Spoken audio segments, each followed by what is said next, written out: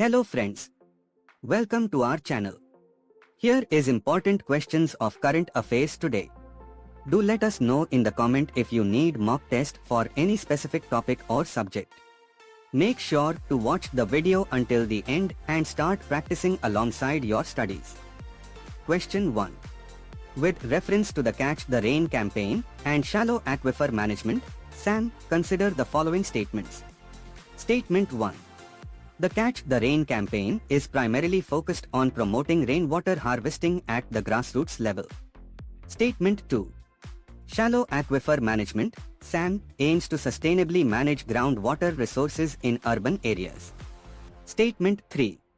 The Ministry of Housing and Urban Affairs, MOHUA, is the nodal ministry for implementing the Catch the Rain campaign. Which of the statements given above are correct? The correct answer is option A, 1 and 2 only. Explanation. The Catch the Rain campaign is a nationwide campaign launched by the Ministry of Jal Shakti to promote rainwater harvesting. While MOHUA is engaging with Amrit Shallow Aquifer Management, SAM, cities under this broader campaign, the nodal ministry for the overall campaign is Jal Shakti. Shallow Aquifer Management, SAM, specifically focuses on the sustainable management of groundwater resources, particularly in urban settings, to enhance water security. Statement 3 is incorrect as the Ministry of Jal Shakti is the nodal ministry for the Catch the Rain campaign. Question 2. Recently, the Central Narcotics Bureau, CBN, successfully thwarted the illegal smuggling of tramadol hydrochloride tablets under an operation. What was the name of this operation? The correct answer is option C, Operation Vajra.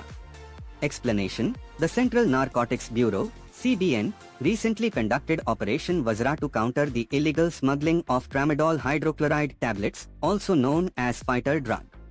This operation successfully intercepted a large consignment of these tablets, highlighting the CBN's efforts in combating drug trafficking. Question 3. With reference to the WTO Agreement on Fisheries Subsidies, consider the following statements. Statement 1. The agreement aims to prohibit subsidies that contribute to illegal, unreported, and unregulated IUU fishing. Statement 2. India has recently deposited its instrument of acceptance, becoming a party to this agreement. Statement 3. The agreement was adopted at the 12th WTO Ministerial Conference, MC12. Which of the statements given above are correct? The correct answer is option D, 1, 2 and 3. Explanation. The WTO Agreement on Fisheries Subsidies is a landmark agreement aimed at curbing harmful fisheries subsidies that contribute to overfishing and overcapacity. It specifically prohibits subsidies for illegal, unreported, and unregulated IUU fishing, for fishing on overfished stocks, and for fishing on the unregulated high seas. India recently deposited its instrument of acceptance, becoming a party to this crucial agreement. The agreement was indeed adopted at the 12th WTO Ministerial Conference, MC12, in Geneva in June 2022. Question 4. Consider the following statements regarding the eSharam portal. Statement 1. The eSharam portal was launched by the Ministry of Labour and Employment to create a national database of unorganized workers.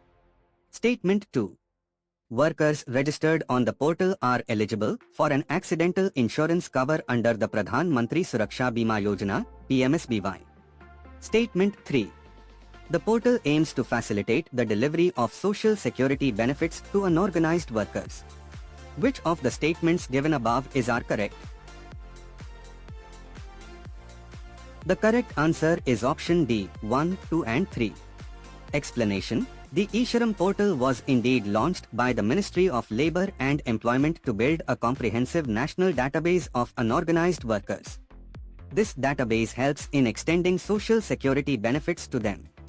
All registered unorganized workers are eligible for an accidental insurance cover of 2 lakh rupees under the Pradhan Mantri Suraksha Bima Yojana, PMSBY, making all 3 statements correct. Question 5. The SMILE scheme is a central sector scheme that aims to strengthen the commitment towards Abhikshaviti Mukta Bharat, beggary-free India, through comprehensive rehabilitation. What does SMILE stand for? The correct answer is option A, Support for Marginalized Individuals for Livelihood and Enterprise. Explanation: the SMILE scheme stands for Support for Marginalized Individuals for Livelihood and Enterprise. It is a central sector scheme launched by the Ministry of Social Justice and Empowerment to provide welfare measures to the transgender community and persons engaged in the act of begging. Its objective is to strengthen the commitment towards Abhikshaviti Mukta Bharat through comprehensive rehabilitation. Question 6.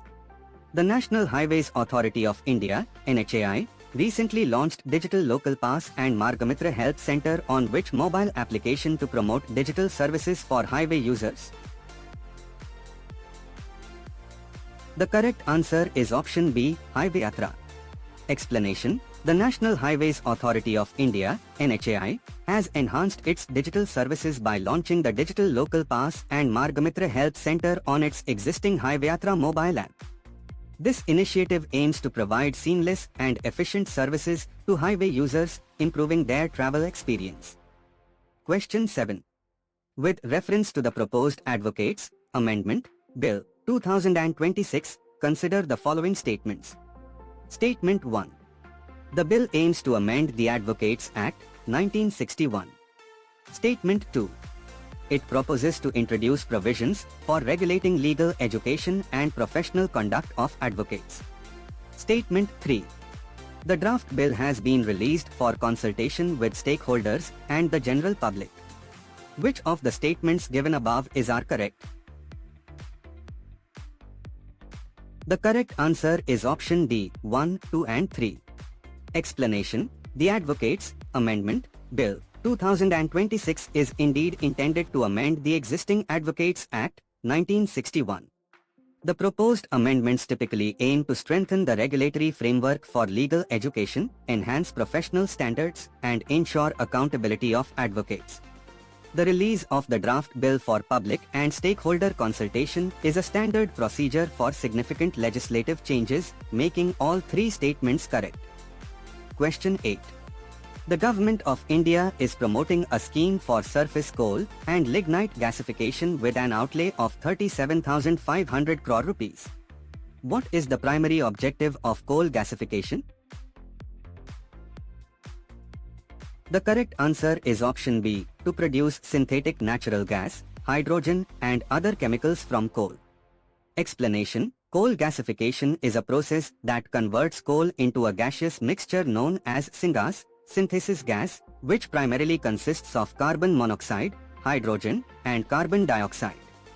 This syngas can then be used to produce various valuable products such as synthetic natural gas, SNG, hydrogen, methanol, and other chemicals, reducing reliance on imported fossil fuels and promoting energy self-reliance. Question 9.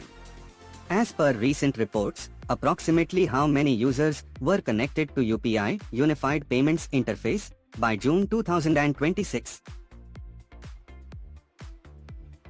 The correct answer is option D, 55.49 crore. Explanation: the Unified Payments Interface, UPI, has seen significant growth in India. As per recent data, approximately 55.49 crore users were connected to UPI by June 2026, highlighting its widespread adoption and role in India's digital payment ecosystem. Question 10. The President of India recently visited Moldova and addressed the India-Moldova Business Forum. In which continent is Moldova located? The correct answer is option C, Europe. Explanation: Moldova is a landlocked country located in Eastern Europe, bordered by Romania to the west and Ukraine to the north, east, and south. The recent visit by the President of India underscores strengthening bilateral ties and economic cooperation between India and Moldova. Question 11. With reference to the Urban Heat Island (UHI) effect in Indian cities, consider the following statements. Statement 1. The UHI effect refers to urban areas being significantly warmer than their surrounding rural areas. Statement 2. Dark-colored surfaces like asphalt and concrete contribute to the UHI effect by absorbing more solar radiation. Statement 3. Increasing green spaces and using reflective materials in urban infrastructure can help mitigate the UHI effect. Which of the statements given above are correct? The correct answer is option D, 1, 2 and 3. Explanation: the urban heat island (UHI) effect is a phenomenon where urban areas experience higher temperatures than surrounding suburban and rural areas.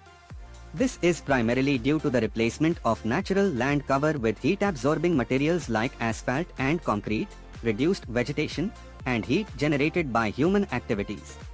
Strategies to mitigate UHI include increasing green spaces, using reflective, cool materials for roofs and pavements, and improving urban design to promote air circulation. All three statements are correct. Question 12. With reference to the strengthening of the fintech ecosystem in India, consider the following statements. Statement 1. Both the government and the Reserve Bank of India, RBI, play crucial roles in developing an advanced regulatory framework for fintech. Statement 2. Consumer protection measures are an integral part of the efforts to strengthen the fintech ecosystem. Statement 3. The focus is solely on promoting innovation, with regulation being a secondary concern. Which of the statements given above are correct? The correct answer is option A, 1 and 2 only.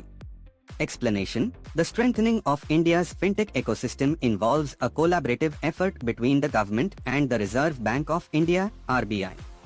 They are working to establish an advanced regulatory framework that fosters innovation while ensuring stability and consumer protection. Therefore, statements 1 and 2 are correct.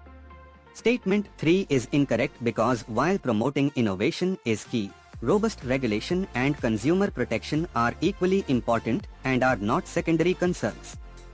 Question 13. With reference to trade policy reviews, TPRs, at the World Trade Organization, WTO, consider the following statements. Statement 1. TPRs are a core mechanism of the WTO to ensure transparency and surveillance of members' trade policies. Statement 2. The frequency of TPRs for a WTO member depends on its share of world trade, with larger traders reviewed more frequently. Statement 3. TPRs are primarily aimed at enforcing compliance with specific WTO agreements and imposing penalties for non-compliance. Which of the statements given above are correct? The correct answer is option C, 1 and 2 only. Explanation: statement 1 is correct. Trade policy reviews, TPRs, are indeed a fundamental mechanism for transparency and surveillance of members' trade policies and practices within the World Trade Organization, WTO. They aim to promote greater transparency and understanding of members' trade policies. Statement 2 is correct. The frequency of TPRs varies based on a member's share of world trade. The 4 largest traders are reviewed every 2 years, the next 16 largest, which includes India, every 4 years, and other members every 6 years. Statement 3 is incorrect. TPRs are not primarily about enforcing compliance or imposing penalties. Their main purpose is to increase transparency, facilitate a better understanding of trade policies, and encourage adherence to WTO rules through peer review and discussion, rather than through punitive measures. Question 14. The Naksha pilot project, recently in news for its implementation in Goa, is associated with which of the following government initiatives? The correct answer is option A, Digital India Land Records Modernization Program, DILM. Explanation: the Naksha pilot project in Goa is related to the digitization and modernization of land records. It falls under the broader umbrella of the Digital India Land Records Modernization Program, DILM, which aims to usher in a system of updated land records, automatic and automated mutation, integration of textual and spatial records, and ultimately, a conclusive title guarantee. The news specifically mentions the Department of Land Resources clarifying facts about the project and confirming the preservation of original land records, which aligns with the objectives of DILM. Question 15. As per recent reports, Unified Payments Interface, UPI, India's mobile-based fast payment system, has been adopted by a significant number of countries for cross-border transactions. Approximately how many countries have adopted UPI as of the latest reports? The correct answer is option C, 12. Explanation: recent news reports indicate that approximately 12 countries have adopted India's Unified Payments Interface, UPI, for cross-border transactions. This highlights the growing international acceptance and success of UPI as a robust and efficient digital payment system, contributing to India's digital economy outreach globally.